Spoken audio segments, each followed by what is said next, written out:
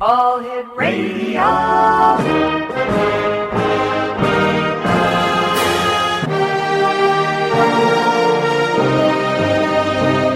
Welcome to the X Zone, a place where fact is fiction and fiction is reality. Now, here's your host, Rob McConnell.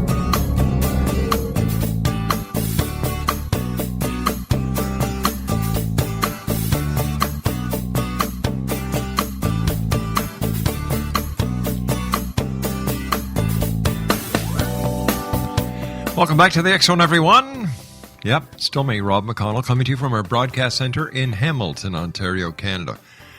Worldwide, toll-free, 1-800-610-7035. Email xzone@xzoneradiotv.com on MSN Messenger and all the other social media sites, X Zone Radio TV, and our website, xzoneradiotv.com.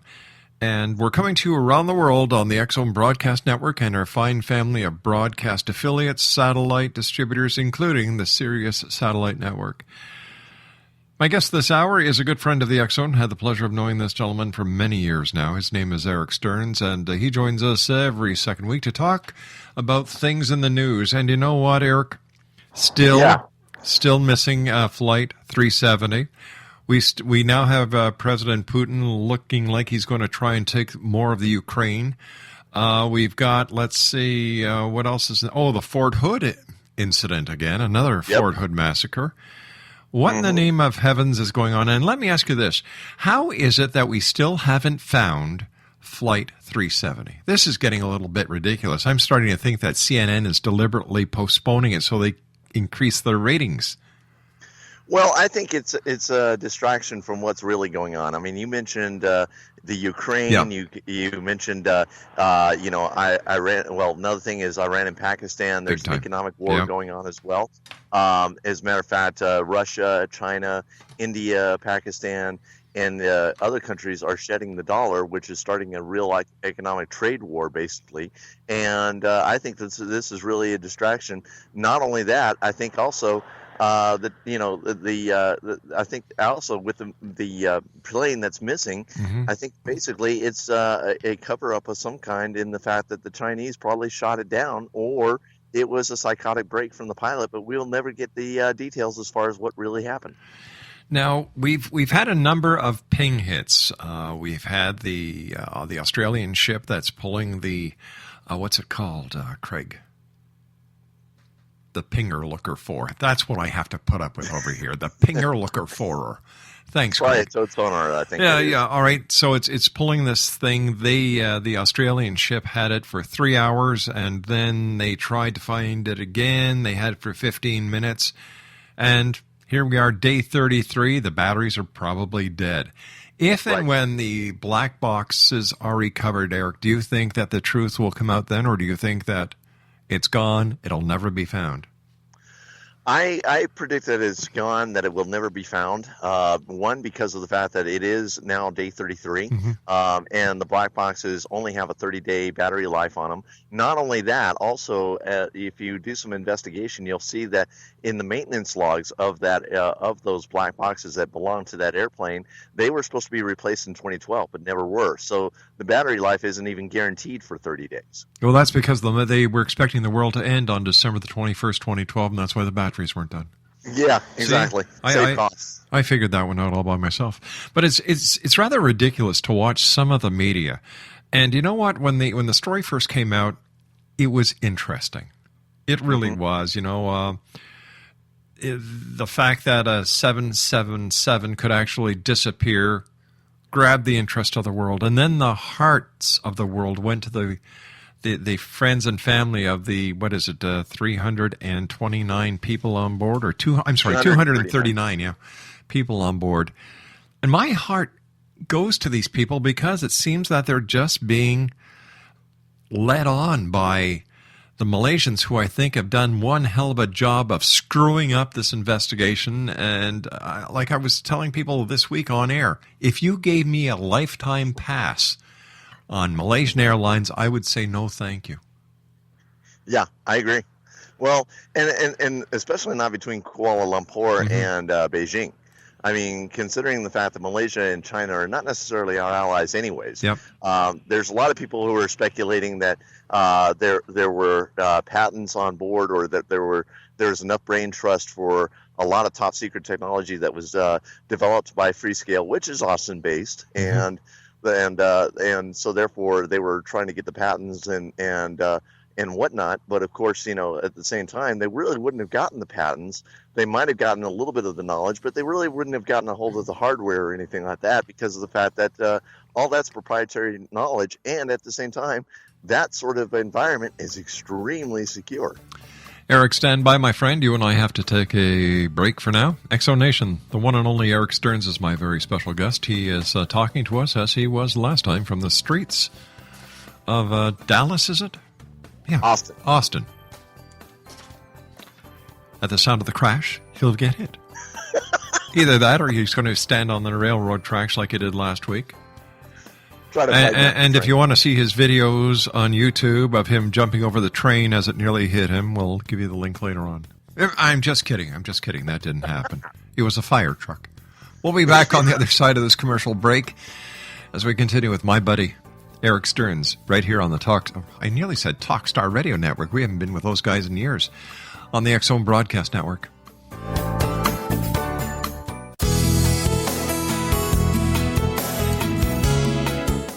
With each new extreme weather event or terrorist act, it becomes increasingly obvious that we live in uncertain and challenging times. We all buy car insurance. Why not collapse and catastrophe insurance? Matthew Stein, an MIT-trained engineer and green builder, has written 2 outstanding books to help people prepare, plan for, and deal with everything from minor situations lasting a few days to full-on collapse. Matt's first book, When Technology Fails, is a manual for self-reliance, sustainable living, and surviving the long emergency. This massive book covers the gamut from first aid and emergency preparedness to alternative healing, renewable energy, primitive living skills, and 18th century technologies that could be critical to your comfort and survival in a long-lasting crisis. Matt's second book, When Disaster Strikes, is a comprehensive emergency preparedness handbook and survival guide. When Disaster Strikes is an essential item for every family's go bag. Both books are available at all usual sources. There's a wealth of totally free information posted at whentechfails.com, and author-signed copies may be purchased at mattstein.com. That's www.whentechfails.com and www.mattstein.com.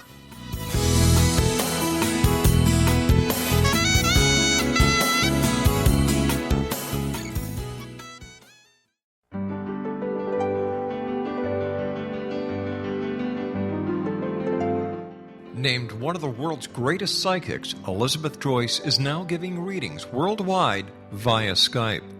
Elizabeth Joyce is recognized for her clairvoyant ability to help find missing persons, her analysis of dreams, past life regression work, mediumship, and her accurate predictions.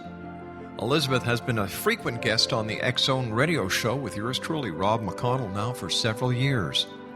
For an appointment with Elizabeth Joyce, call 201-934-8986 or Skype at elizabeth.joyce. And for more information, you can always visit Elizabeth Joyce online at www.new-visions.com.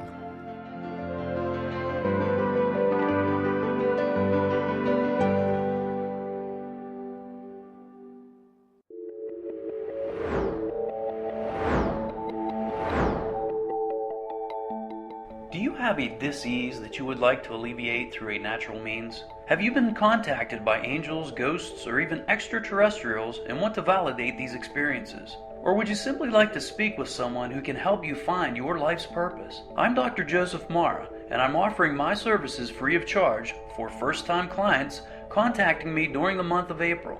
These free consultations include angel card readings, guided meditations, life coaching, and energy healing.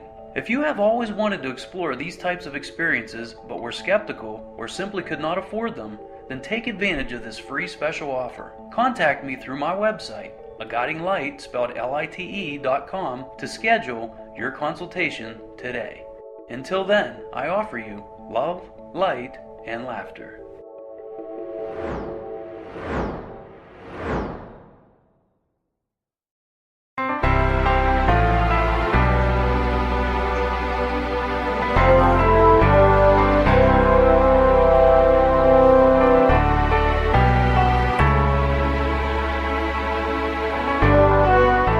Welcome back, everyone. Erik Stearns is my special guest. Erik, what's your Facebook site?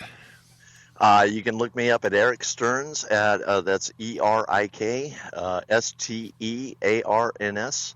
Also Twitter at WSE Ghostwood.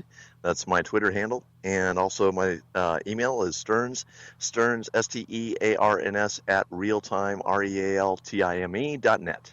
You know, Erik, there's been a lot of conspiracy theories on the mystery of the missing Flight 370. You and I talked about a couple of them last week. We talked about how the director of MUFON for Pennsylvania said that the aircraft was abducted by aliens. Then Lorraine Morin came out and said it was the United States Navy using their new energy weapon that shot down the Flight 370 to show President Putin that President Obama meant business. Other theories include black holes. Another theory is that the plane landed at Diego Garcia in the Indian Ocean. And it's funny because 3 networks today did specials on why it was impossible for the plane to land there. Interesting. Yeah. Once again, they're dispelling the conspiracy theories, and here we are, day 33, and we're no further ahead than we were.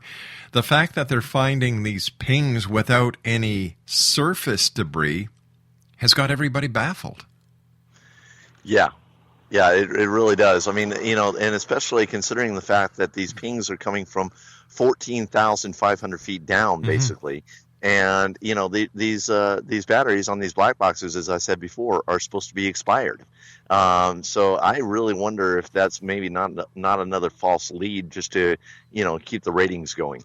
Yeah, I just wish that they would find the aircraft so that closure could actually start on the people who have lost loved ones. I understand the media these days is gory and it has to bleed or it doesn't lead. I understand that. But there comes a time when common sense, common courtesy, and humanitarianism has to step in, and you say, well, you know what? There's no leads today. Let's let the story go. Yep. Yeah, and that's the way that it should be. And not only that, you also kind of have to look at it from the family's point of view. With this media coverage and all that stuff, that just keeps opening the wound. It does. There are a lot of people out there who have gone missing. I remember there was a high-profile case of a jogger about 12 years ago that disappeared here in the Austin area. And they drug that story on, and it was mainly just because they were trying to find her, but they ended up letting it go because of the fact that there were no clues, there was no evidence as far as why she disappeared and anything like that. I believe that the father of the woman who disappeared is still looking, but still, to not have that closure and to keep having it blown up in your face by the media, that's torture. Yeah. You're in Texas. Fort Hood is in Texas. As a Texan, give me your take on the events in Fort Hood. It's a case of deja vu. It really is. The guy had obviously had a psychotic break. He was asking for some leave. His supervisor wouldn't give it to him. That was basically the final straw. Apparently, he had also been having marital problems at the same time. He was supposedly beforehand psychiatrically evaluated. And so I'm surprised there that didn't raise any red flags. And here it is that he ended up killing 3 people and injuring several more. And, I mean, it just kind of goes back to the same questions that you raised with Dr. Hassan, of why this could happen and so forth and so on. And then, of course, it starts this gun debate of whether the military can carry guns on base and so forth and so on. And it's like, well, gee, people, had there been people with CHLs who were allowed to carry weapons on base over there, we probably wouldn't have had that sort of tragedy. But what is this saying about the